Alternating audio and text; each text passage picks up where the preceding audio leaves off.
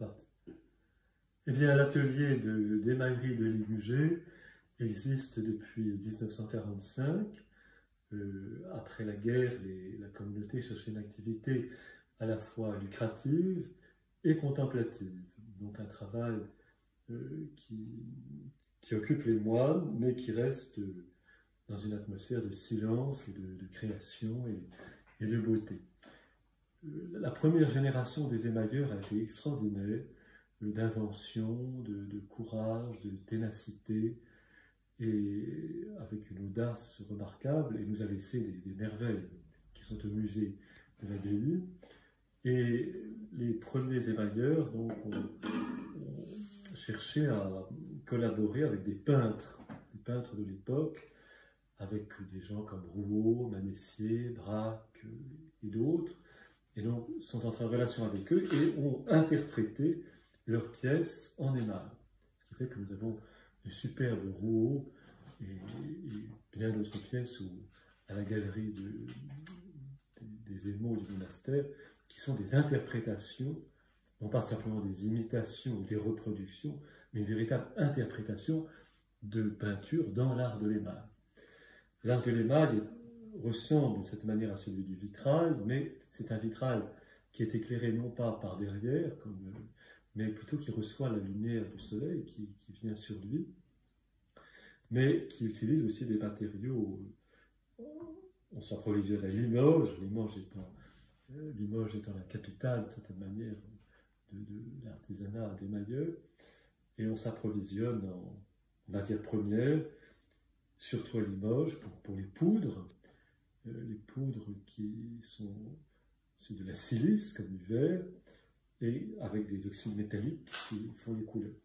Et ces poudres sont cuites à diverses températures. D'abord, la pièce de cuivre brute est découpée aux dimensions que l'on désire, et elle est légèrement galbée pour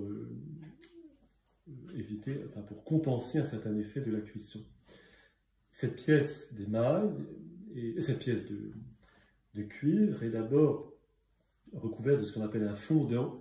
C'est un émail entièrement transparent qui garantit la pièce de l'oxydation, et au revers, ce qu'on appelle un contre-émail, donc la pièce tout entière se trouve gainée dans une première couche d'émail. Ensuite seulement, on peut appliquer les diverses couleurs suivant des techniques variées. Et l'artisanat, la production de Ligugé se divise en deux grands secteurs. Un secteur de pièces de série, si l'on veut, qui sont surtout des reproductions de vitraux médiévaux, de grandes cathédrales. C'est le fond le plus ancien de notre production, qui a une longue histoire et qui vit toujours bien, même si on a réduit un peu le nombre de modèles. Et puis une partie de création, donc créations qui peuvent être entièrement livrées à l'imagination du créateur, ou qui peuvent être infléchies ou orientées par des commandes explicites, soit de particuliers, soit d'églises, par exemple, qui veulent des décorations pour des tabernacles, pour des chemins de croix, pour des ambons, pour des différentes pièces liturgiques. Et moi-même, je travaille dans ce secteur des créations, à la fois pour des commandes précises d'églises, en ce moment par exemple l'église d'Asnières, dans la région parisienne, une église d'Angers et d'autres. Voilà, et plutôt dans un domaine non figuratif, et puis aussi des choses qui me passent par la tête, que j'ai envie qui sont de pure création, avec une attention particulière aux effets de la matière et aux couleurs.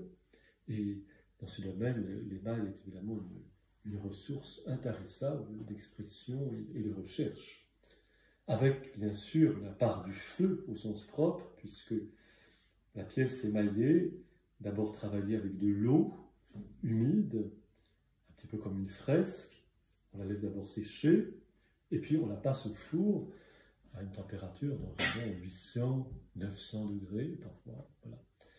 Et le feu révèle bien sûr des choses, parfois avec des accidents qui peuvent se produire, ou des imprévus, comme tout passage par le feu, mais aussi des révélations et de belles surprises.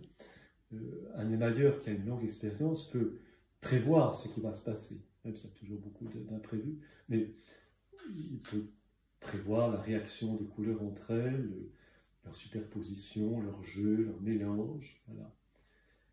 Et puis, un petit secteur important de la production de l'IUG, c'est la grisaille d'or. C'est-à-dire, c'est un dessin au pinceau, à leur fin, leur véritable, des petits godets, des petits lingots d'or, et un dessin qui est fait donc au pinceau sur une plaque déjà émaillée.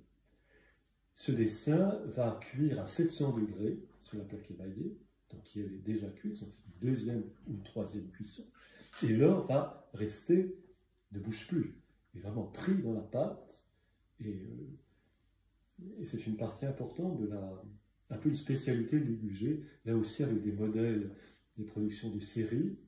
Je pense à nos mains de Rodin, qui ont un grand succès, par exemple, pour les mariages, il y a aussi des vierges, et puis une partie de création aussi libre. Voilà un petit peu les secteurs de la production de l'IUG, à la fois dans les pièces de série et puis dans le domaine de la création.